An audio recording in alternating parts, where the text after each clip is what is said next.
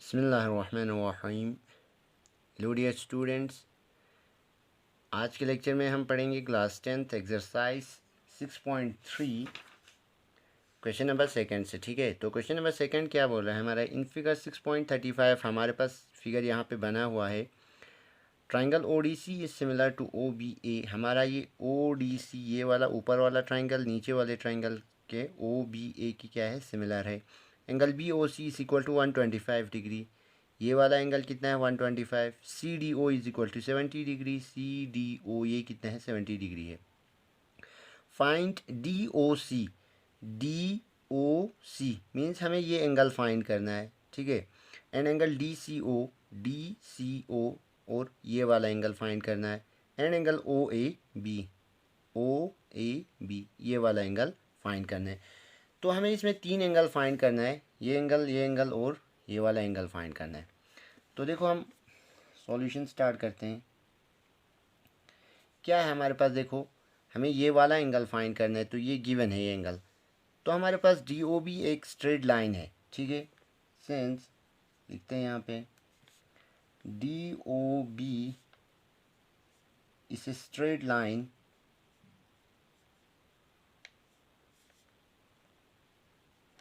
therefore angle D O C plus angle C O B is equal to 180 degree.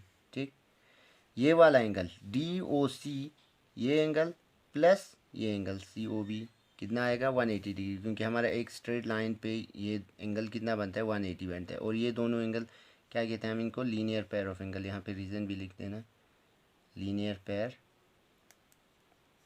ठीक, अब देखो यहाँ से सी ओ बी हमें गिवन है। सी ओ बी कितना है, उन्होंने लिखा हुआ है यहाँ पे बी ओ सी लिखा हुआ है, चलेगा। सी ओ बी ओ सी सेम है। ये हमारा 125 डिग्री है, तो angle D O C plus 125 degree is equal to 180 degree. This implies angle D O C is equal to 180 minus में 125 degree. This implies angle D O C is equal to 180 minus 125 कितना हुआ, 55 degree. ठीक, तो ये angle आ गया हमारा कितना, 55 degree. यही फाइंड करना था। अब देखो ये वाला एंगल फाइंड करना है, तो ये तो अब हमारे लिए इजी हो गया, क्योंकि ट्राइंगल के तीनों एंगल का सम कितना होता है हमारे पास, 180 डिग्री होता है। ठीक है, नाउ लिखना in triangle D O C, इस डी ओ सी ट्राइंगल में, ऊपर वाले ट्राइंगल में angle D C O plus angle C D O plus angle D O C is equal to कितना होगा, 180 डिग्री। ठीक, डी सी ओ ये वाला angle plus C D O ये वाला angle plus D O C means ये वाला angle, तीनों का सम कितना होगा, 180 डिग्री। तो यहाँ पे रीज़न लिखते हैं ना, sum of angles of a triangle.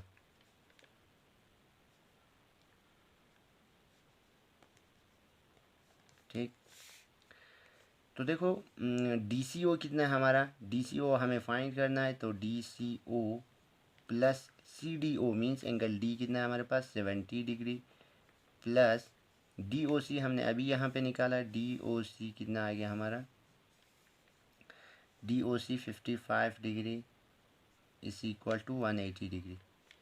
तो ये angle D C O plus 70 55 कितना हो गया, 125 degree is equal to 180 degree.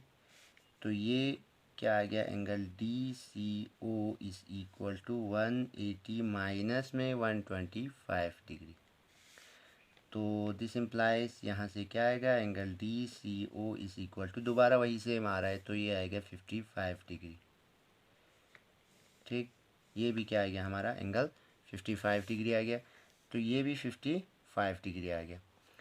दो एंगल फाइंड हो गया। अब हमारा थर्ड एंगल था ओ ए बी ये वाला एंगल फाइंड करना है। अब ये कैसे करेगा, देखो यहाँ पे हमारा पास दिया हुआ है कि ट्रायंगल ओडीसी ऊपर वाला ट्रायंगल इस ट्रायंगल का सिमिलर है। तो दो ट्रायंगल सिमिलर होता है तो क्या होता है, उसके कोरस्पॉन्डिंग एंगल्स क्या होते हैं, इक्वल होते हैं। ठीक है, तो ये 55 तो ये भी 55 होगा, ये 70 तो ये वाला एंगल 70 आएगा इसके कोरस्पॉन्डिंग एंगल, ये 55 तो ये भी क्या आएगा हमारा 55 आएगा, क्योंकि दोनों ट्रायंगल क्या है हमारे पास सिमिलर है। बस यही लिखना है। Now it is given that triangle ODC is similar to triangle OBA, therefore क्या आएगा, एंगल OAB, ठीक, ये वाला OAB इक्वल आएगा हमारा किसका, एंगल DCO की। ठीक, यहाँ पे लिख देना corresponding part of similar triangle. ठीक है, CPST means corresponding part of similar triangle. अब DCO तो हमें पता है, तो दिस इम्प्लाइज एंगल OAB कितना आएगा, DCO कितना है 55 है, तो 55 डिग्री। तो जो तीन एंगल निकालने थे हमें, वो तीनों क्या आ गया हमारा 55 डिग्री। अब देखो क्वेश्चन नंबर 3 में क्या बोल रहा है हमें, diagonal ACBD of a trapezium ABCD with AB parallel to DC intersects each other at point O using a similarity criteria for two triangles, show that OA upon OC is equal to OB upon OD। तो हमें एक trapezium दिया हुआ है, उसका दोनों diagonal intersect कर रहा है 8 पॉइंट O पे। हमें सिमिलरिटी क्राइटेरिया यूज़ करके ये शो करना है। सिमिलरिटी क्राइटेरिया हमने थ्योरम पढ़े थे, angle angle angle similarity criteria, side side side similarity criteria, और क्या पढ़ा था, साइड एंगल साइड। ठीक, तो देखो क्या करेंगे, सबसे पहले तो हम यहाँ पे फिगर बनाएंगे। यहाँ पे हमारे पास क्या गिवन है, एक ट्रेपीजियम गिवन है। ठीक है, तो हम यहाँ पे एक ट्रेपीजियम का फिगर बनाते हैं। ठीक है, मान लो ये हमारा क्या है, ट्रेपीजियम है। तो ट्रेपीजियम हमारे पास ABCD है, तो ABCD, diagonals AC and BD intersect कर रहा है 8 पॉइंट O पे। ठीक है, तो ये हमारा इंटरसेक्शन पॉइंट आ गया डायगोनल्स का। अब देखो हमें क्या करना है, शो करना है OA अपॉन OC। OA यहाँ से आ गया, OC ये आ गया, और इक्वल आना है OB upon OD, OB upon OD, ये हमें शो करना है। ठीक है, तो देखो सबसे पहले सॉल्यूशन, हम ट्राइंगल लेते हैं। ये कौन से ट्राइंगल है में आ रहा है, एक तो DOC और एक आ रहा है BOA। ये दोनों ट्राइंगल हमें लेना पड़ेगा। ठीक है, ये शो करने के लिए, रेशो लाने के लिए एक ट्राइंगल AOB लेना पड़ेगा और एक DOC नीचे वाला ट्राइंगल लेना पड़ेगा। ठीक, तो देखो in triangle DOC and triangle BOA, ठीक, DOC एंड BOA।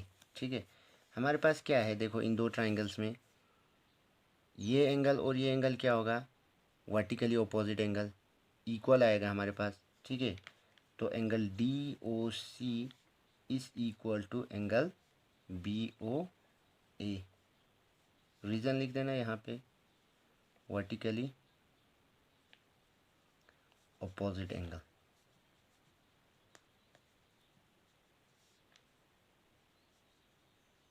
ये हो गया।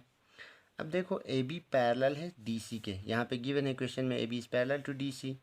तो अगर हमारे पास दो लाइन पैरेलल है और एक लाइन क्या कर रहा है, इंटरसेक्ट मतलब ट्रांसवर्सल कट कर रहा है एक लाइन इस दो पैरेलल लाइन को, तो ये एंगल और ये वाला एंगल क्या होता है हमारा, इक्वल होता है।